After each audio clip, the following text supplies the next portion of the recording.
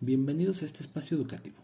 En los próximos minutos abordaré el tema de diseño de situaciones didácticas para comprender y producir textos argumentativos. Esto a cargo de los alumnos de la Escuela Normal de Atlacomulco, profesora Evangelina Alcántara Díaz. La exposición estará dividida en 5 aspectos. El primer espacio consta de detalle a fondo del tema a tratar y estará a cargo de Rosa María Hernández Martínez y de Enrique Hernández Nazario. El aspecto número 2 consta de la explicación del contexto del uso del tema a tratar y estará a cargo de Priscila Legorreta Ruiz y de Óscar López Cruz. El tercer espacio constará de la explicación acerca de la práctica social del lenguaje en la que podemos poner en práctica el tema a tratar, así como su secuencia didáctica. Esto estará a cargo de Keite Martínez Garrido y de Jocelyn Martínez González. El cuarto contexto consta de ejemplificar un texto argumentativo y respectivamente analizarlo. Esta explicación estará a cargo de Armando Javier Martínez Sanabria y de Moisés Martínez Mariano. Y por último, se explicará un ejercicio a realizar con base a todo lo aprendido anteriormente. Esto estará a cargo de Mabel Celeste Miranda de la Cruz y de Nancy Monroy Sosa. Así que sin más, comencemos. ¿Qué es una secuencia didáctica? Son un conjunto de actividades organizadas, sistematizadas, que posibilitan el desarrollo de uno o varios aprendizajes esperados de un mismo bloque en un tiempo determinado y con un nivel de complejidad progresivo en 3 fases: inicio, desarrollo y cierre. Quedan configuradas por el orden que se presentan las actividades a través de las cuales se lleva a cabo el proceso de enseñanza-aprendizaje. Las secuencias didácticas se desglosan en planes de clase conforme una iniciativa elemental para que los maestros logren hacer cotidianamente un trabajo planificado con ocupaciones diseñadas en funcionalidad del contenido que se va a aprender y con intenciones didácticas premeditadas, en las que se explica el tipo de recursos, ideas o artefactos que se pretenden pongan en práctica los estudiantes. En este proceso se ponen en juego las competencias del profesor, destinados a fomentar ocupaciones que logren potenciar el aprendizaje de los estudiantes. La predominación del profesor en la construcción de un ambiente de aprendizaje es importante y es dependiente de lecciones tomadas en diversos instantes del proceso de enseñanza-aprendizaje y con más rigor a la hora de acomodar sus secuencias didácticas. El desafío de mejorar día a día la calidad de participación educativa compete prioritariamente al profesor y a su capacidad para innovar. Él es quien debería basar su actuar con el objeto de mejorar en los procesos educativos o formativos, adaptando su acción a las nuevas situaciones que se van suscitando. ¿Para qué sirve una secuencia didáctica? El trabajo con las secuencias didácticas abre las puertas al planteo de objetivos y contenidos para trabajar en una secuencia de actividades que implican diferentes acercamientos a los mismos y brindan la posibilidad de complejizar, recrear, variar o reiterar las propuestas según se considere importante para el desarrollo de los aprendizajes seleccionados. Hablando de los elementos de la secuencia didáctica, podemos ver que está conformado por 7 partes. La primera parte es una portada. En esta parte nosotros anotamos cuál es el nombre de nuestra escuela, de nuestra materia, los temas que vamos a tomar en cuenta, el grupo y pues obviamente nuestro nombre. El siguiente es el tema integrador. En esta parte tenemos que tomar en cuenta 4 puntos, que es la solución a situaciones problemáticas, los intereses del estudiante, la contextualización y que integren más conocimientos o las experiencias que tienen de esto. La siguiente parte son las competencias. Como bien sabemos, estas se dividen en dos, las disciplinares y las genéricas. Cada parte de nuestro temario está conformada con estas competencias y de ahí nosotros las vamos a sacar para saber qué es lo que nuestros alumnos tienen que conseguir al final de haber estudiado este tema y de haber terminado esta parte. Después van el nombre de nuestra unidad, al igual que el contenido temático. En esta parte, como bien sabemos, nuestro temario está conformado por todos los temas que vamos a ver en nuestra clase. Y ahí podemos definir qué temas vamos a ver y cómo lo vamos a hacer. Después vienen las dimensiones del aprendizaje. En esta parte están 3. Las conceptuales es toda la parte teórica, todos los conceptos que vamos a ver para si en algún momento nuestros alumnos no saben qué es lo que significa alguna palabra, pues ahí vamos a estar viendo, vamos a estar explicando. La siguiente parte son las procedimentales. Es decir, qué procesos se van a llevar a cabo para tener el aprendizaje necesario, qué trabajos vamos a hacer y las dimensiones de la última es las actitudinales. En esta parte es qué actitud toman ante las situaciones que vamos a estar viendo y los temas. Después está la actividad de apertura. En esta podemos tomar en cuenta algunas preguntas simples de algo que ellos hayan pasado referente al tema, sus experiencias o si ya lo conocen, qué es lo que esperan. La actividad de desarrollo. Después de nosotros darles los conceptos necesarios para que ellos aprendan, vamos a tomarles pues ya trabajos, pueden ser mapas mentales, preguntas, actividades fuera, etcétera. Y la actividad de cierre. En esta parte nosotros hacemos una pequeña evaluación para que ellos sepan qué es lo que van a hacer y a ver si si su tema quedó claro y ya no hay ningún problema con eso. Un ejemplo de la secuencia didáctica es que está dividido en 3 partes. La primera es la fase o momento de la secuencia didáctica. Después están las finalidades y finalmente la evaluación. El inicio es activar la atención, establecer un propósito, incrementar el interés y la motivación, dar una visión preliminar del tema o contenido, conocer los criterios de evaluación y rescatar los conocimientos previos. La evaluación que se hace en este caso es diagnóstica para conocer qué saben nuestros alumnos de este tema y cuáles son las experiencias que les han dejado. La siguiente parte es el desarrollo, que es procesar la nueva información y sus ejemplos, focalizar la atención, utilizar estrategias de enseñanza y aprendizaje y practicar. La evaluación que se hace es formativa y ahí podemos hacer trabajos en equipos que les permitan conocer mejor los puntos de vista de sus compañeros y los suyos y crear nuevos. Y el cierre es revisar y resumir el tema o la lección, transferir el aprendizaje, que es relacionar el tema o lección con experiencias previas, demostrar lo aprendido y retroalimentar.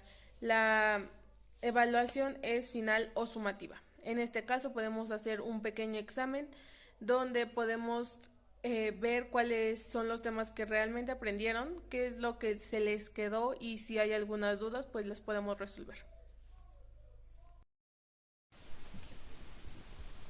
Contexto de uso con ejemplos. Entre las estrategias propuestas se encuentran los talleres de aprendizaje como recurso didáctico que intenta resolver problemas de estructura y escritura presentes en las producciones argumentativas iniciales de los alumnos. En estos talleres se proponen actividades para 3 tipos de operaciones que se ponen en juego en el momento de la comprensión o la producción de textos: la situación de argumentación, la organización del texto y la redacción del mismo.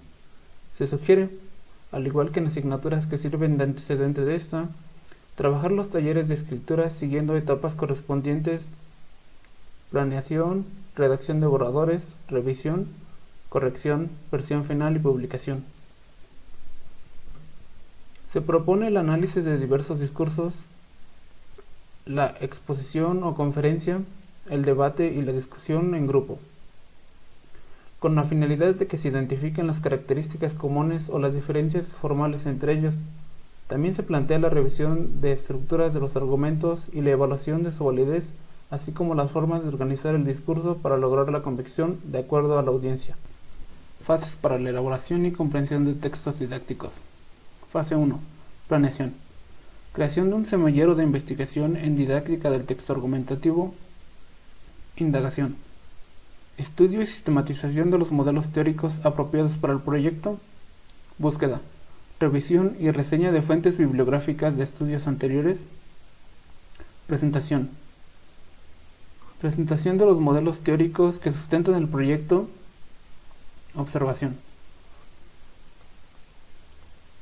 Observación de procesos socioinstitucionales de los procesos a los que tienen acceso los participantes del proyecto. Fase 2. Intervención. Discusión y análisis de las estrategias del semillero didáctico del texto argumentativo puesto en ejecución por integrantes del semillero, estudiantes de la licenciatura, de las estrategias diseñadas para su validación.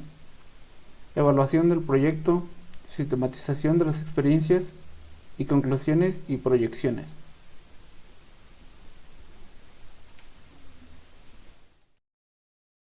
Mi nombre es Priscila Legorreta Ruiz y hoy les vengo a platicar acerca de un ejemplo en donde se pueden utilizar los textos argumentativos. Pues bueno, como anteriormente le explicó mi compañero, existen tres operaciones de un texto argumentativo. La primera es la situación del argumento, la segunda es la organización del tema argumentativo y la tercera es la redacción del argumento. Para entenderlo un poquito más, el primer ejemplo es el debate. ¿Por qué el debate se considera como una de las cosas en donde se implementa el texto argumentativo? Primeramente porque la situación del argumento es el tema de que se va a tratar aquel debate, de lo que se va a investigar, acerca de la cual debemos tener nosotros una postura, sea positiva o negativa, a favor o en contra. Segundo, porque la organización del tema argumentativo es precisamente eso, qué es lo que voy a hablar en el debate, cómo voy a defender mi idea y cómo voy a argumentar esas ideas que me ayudarán a que la audiencia pueda tener un panorama mejor acerca del tema y sobre eso concluir, concluir en el argumento por el cual nosotros estamos a favor o en contra del tema, que sería la redacción del argumento. También un texto argumentativo pues es muy utilizado en temas científicos. Como se sabe, un tema científico pues utiliza la práctica que lleva hacia una conclusión de saber si la hipótesis y la resolución del problema se resuelve o no. Para eso se utilizan las tres operaciones antes mencionadas. También tenemos otro ejemplo que es el artículo de opinión. Como bien sabemos, pues es un texto que se tiene que argumentar acerca de un tema de controversia dentro de la población. Aquí estamos en Radio Hermenegildo TV y hoy es el debate sobre el tema de reciclaje. A mi derecha está el grupo que va a defender el reciclaje y a mi izquierda el grupo que está en contra del reciclaje. Bueno, vamos a empezar por Lola, que va a defender el reciclaje. Bueno, yo pienso que con el reciclaje el mundo está mucho menos contaminado, hay mucha más materia prima y con el reciclaje podemos reutilizar, por ejemplo, una botella de plástico que se ha vaciado ya de agua, podemos volverla a llenar con agua o cortarla y hacer un lapicero. Ahora va a hablar Barbie. Bueno, eso está bien, pero con lo que yo he leído, hay algunos países pobres que los niños pobres los reciclan y aún así pueden vivir. Y las fábricas, hay algunas fábricas que se pueden convertir en millonarios. Ahora le toca a Pedro. Pero es que si no reciclamos, el mar se puede contaminar, también los ríos, y entonces los peces no pueden nadar y se mueren. Ahora le toca a Marta.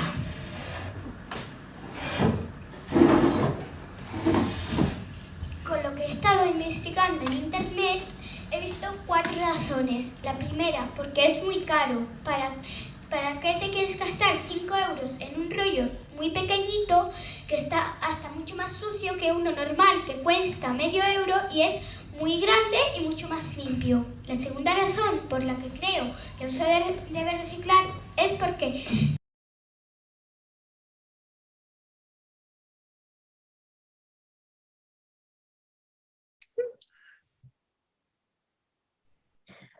A continuación se presenta la secuencia didáctica.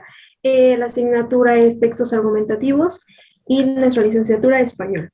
Los docentes son Rosa María Hernández Martínez, Enrique Hernández Nazario, Priscila Legorreta Ruiz, Óscar López Cruz, Katie Martínez Garrido, Jocelyn Martínez González, Moisés Martínez Mariano, Armando Javier Martínez Sanabria, Mabel Celeste Miranda de la Cruz y Nancy Monroy. El aprendizaje esperado es que los alumnos aprendan a producir textos argumentativos donde aprovechen su imaginación y la creación de productos hechos por ellos mismos. Asimismo, que desarrollen la convivencia y fomenten el trabajo colaborativo.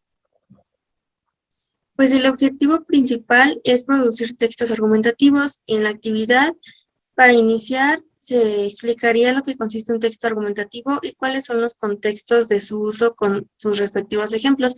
Para este lapso de tiempo se necesitarían 10 minutos para seguir con la explicación de los elementos que contienen y en donde se pueden aplicar los textos argumentativos, y se considera unos 10 minutos.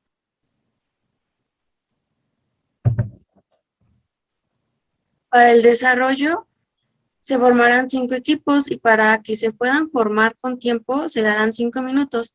Cada equipo tendrá que inventarse un producto para vender, el cual tiene que ser convincente para los demás equipos. Para esta actividad daríamos 20 minutos de tiempo. Y también ya después de eso, al tener determinado el producto que se desea presentar, con los materiales que tengan a la mano, elaborarán un producto y diseñarán un texto en donde se recalque la argumentación hacia otros equipos. Para esta actividad se subestiman unos 15 minutos y para terminar esta pequeña actividad, cada equipo tendrá 5 minutos para tratar de convencer a los equipos opuestos de que adquieran el producto. Para esto se necesitarían 25 minutos y ya para cerrar con la actividad, entre los alumnos y los que conforman los equipos se discutirá qué producto pudo convencerlos más y el porqué. También de que cada equipo dará una pequeña reseña del trabajo elaborado por sus compañeros. Para este cierre se subestiman unos 15 minutos y como producto final son... ¿Puedes poner? Okay.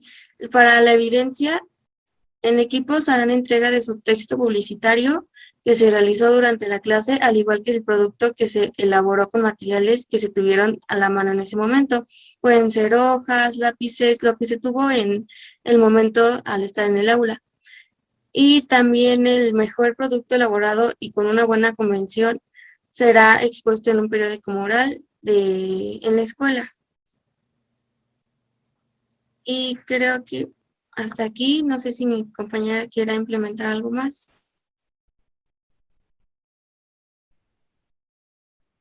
Tienes tu micrófono apagado.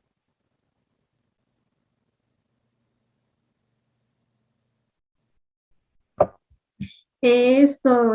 Continuamos con nuestros demás compañeros. Gracias. Bienvenidos a este cuarto espacio. En los próximos minutos ejemplificaremos y analizaremos un texto argumentativo, pero antes de eso hay que tener 2 elementos presentes. El texto argumentativo tiene como principal objetivo dar sustento a la tesis formada por el autor, esto mediante la exposición coherente y lógica de argumentos, justificaciones o razones, que tienen como principal propósito persuadir o convencer al lector sobre un punto de vista predeterminado. Asimismo, para poder redactar este tipo de texto es necesario conocer que existen diferentes tipos de argumentos y que cada uno de ellos usa diferentes recursos para llegar a las conclusiones y que serán utilizados dependiendo de los objetivos del autor y de la audiencia a la que vaya dirigida el texto. Por ejemplo, los argumentos inductivos parten de afirmaciones particulares para llevar a una conclusión general, mientras que los argumentos de autoridad recurren a afirmaciones hechas por un experto para sustentar su idea central. Conociendo esto, pasemos a las partes que conforman un texto argumentativo. La estructura general de un texto argumentativo consiste de una introducción, un desarrollo, una conclusión y una bibliografía, como la mayoría de los textos, y respectivamente cada una de estas partes posee una función diferente dentro de la composición textual. En la introducción se presenta el asunto que será tratado a lo largo del texto, así como la posición que será desarrollada respecto al asunto a tratar. pero ejemplificamos esto por una mayor comprensión. Hoy en día, la corrupción se ve en todas partes en la sociedad como una enfermedad infecciosa. La corrupción se ha extendido a la vida pública, la política, los gobiernos centrales, los gobiernos estatales, las empresas, las industrias, etc. No ha dejado ningún campo libre. En este ejemplo, podemos observar que el argumento que se presenta es de presunción, ya que el autor apoya sus ideas en el principio de verosimilitud, es decir, sustenta esa información en la credibilidad o congruencia a base de datos reales. La siguiente parte es la tesis o el desarrollo. Es considerado como el corazón del texto, por eso normalmente cuenta con más de un párrafo, pero esto varía dependiendo de la necesidad del autor y del público a la que vaya dirigido el texto. Es decir, de una forma general, se presenta cada argumento y cada justificación que servirán para defender la idea fundamental. Por ejemplo, corromper es destruir, es volver impuro un objeto que antes no lo era. La corrupción aumenta día a día en lugar de disminuir o estabilizarse debido al continuo aumento del apetito de las personas por dinero, poder, posición y lujo. Hemos olvidado la verdadera responsabilidad del ser humano, solo por el dinero. Necesitamos entender que el dinero no es todo y que no es una cosa estable. No podemos quedárnoslo para siempre. Solo puede darnos avaricia y corrupción. En este ejemplo podemos notar que el argumento que se presenta es basado en el conocimiento, ya que la información se fundamenta en datos adquiridos. Otra característica por la cual podemos identificar este tipo de argumento es que se usan cuando el autor sea experto en el tema o cuando se disponga de la suficiente experiencia o información acerca de dicho tema para reforzar sus ideas, que es el ejemplo claro del blog Ortografía y Redacción, de donde se obtuvieron estos fragmentos, que es manejado por expertos en la lengua y a la vez avalado por varios más. Y bueno, un consejo que debemos tomar en cuenta al utilizar este tipo de argumentos es que debemos basarnos en información realista, es decir, no inventar una experiencia, sino explicar la realidad tal como sucedió en el caso de que sea la experiencia, o argumentar con información detallada de lo que conocemos. Pasemos con los siguientes elementos que componen a este tipo de texto. Conclusión y bibliografía. ¿Qué es la conclusión? Pues una conclusión consiste en sintetizar brevemente los puntos más relevantes, aportando los conocimientos explorados a lo largo del texto, pero teniendo el cuidado de no repetir exactamente lo que ya ha escrito el autor. Evita la redundancia, ni de anexar nueva información que no se haya mencionado antes. Vamos a analizar esta pequeña conclusión. Deberíamos dar importancia a la vida basada en valores, y no a la vida basada en el dinero. Es cierto, necesitamos mucho dinero para vivir una vida digna. Sin embargo, no es excusa para socavar el derecho de otras personas a favor de nuestro egoísmo y avaricia.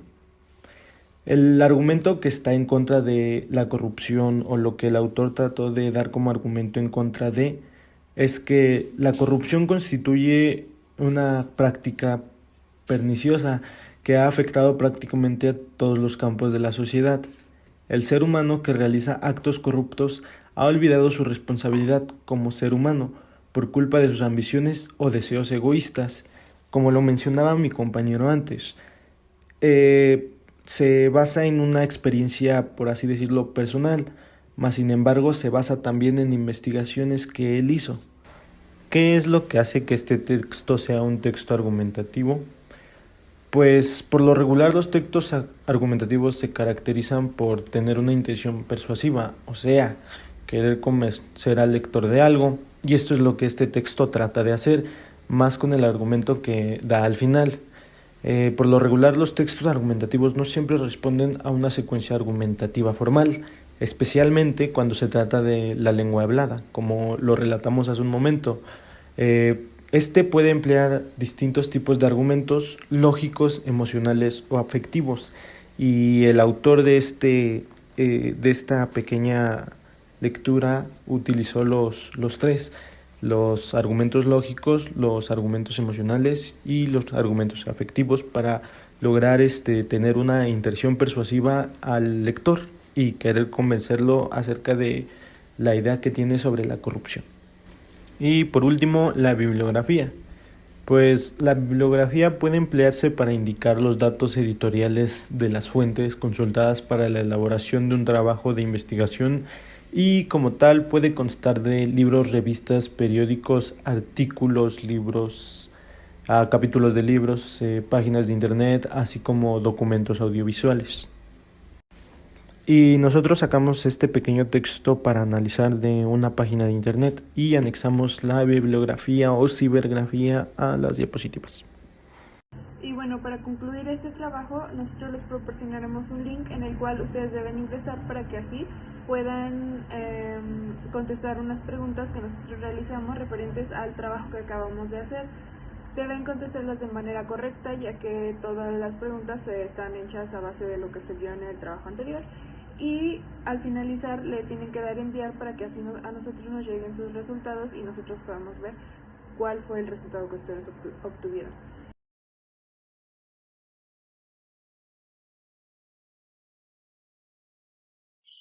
¿Alguna vez has tenido la necesidad de convencer a alguien para que haga algo que tú deseas? Seguro que sí. Te invito a conocer conmigo el fino arte del convencimiento.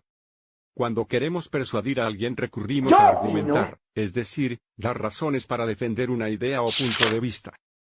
Todo parte de tener en claro el tema, por ejemplo, la necesidad de mantener el distanciamiento social para combatir la infección del nuevo coronavirus. Respecto a eso, tú puedes tener una postura o tesis, o sea, tu opinión. Estar a favor, estar en contra o tener tu propia manera de ver el problema. Supongamos que estás a favor de mantener la distancia social para combatir la pandemia del nuevo coronavirus. En tal caso, esa es tu postura frente al problema. Si te interesa defender ese punto de vista, es hora de argumentar, de presentar ideas o información que confirme o demuestre que estás en lo correcto. Hay argumentos afectivos, que es cuando recurres a los sentimientos. En nuestro ejemplo se puede afirmar que debemos ser solidarios para vencer a la enfermedad. También están los argumentos razonados o lógicos, lo que implica utilizar datos científicos, estadísticas, analogías, evidencias, etc. Se termina una argumentación resumiendo el punto de vista. Y, si lo consideras necesario, planteas soluciones, planes de acción o identificas puntos pendientes. Al poner todas estas ideas en papel, entonces estarás redactando un texto argumentativo. En ese caso, te recomiendo no usar más de 3 o 4 argumentos sólidos. Un argumento es sólido cuando resulta difícil de refutar o contradecir. Atacar un argumento se conoce como contraargumentar. Espero que la información que comparto aquí te sea útil. Dale me gusta a este video y compártelo. Ojalá que haya resultado convincente.